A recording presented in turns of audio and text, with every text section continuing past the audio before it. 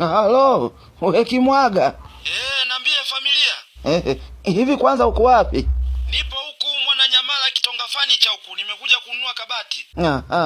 Sasa mimi kuna kitu nataka nikuulize. Kitu gani hicho? Mimi nilikuwa nataka nichole tattoo. Yaani unataka kuchora tattoo? Nilitaka kujua inagharimu shilingi ngapi? Ila inategemea na sehemu yenyewe sasa. Sehemu. Kwa mfano sasa hivi nipo Simba huku, uwanja wa Bunju sijui huku. Nilijua wewe. Sitaki mambo ya mpira ndugu yangu, sitaki.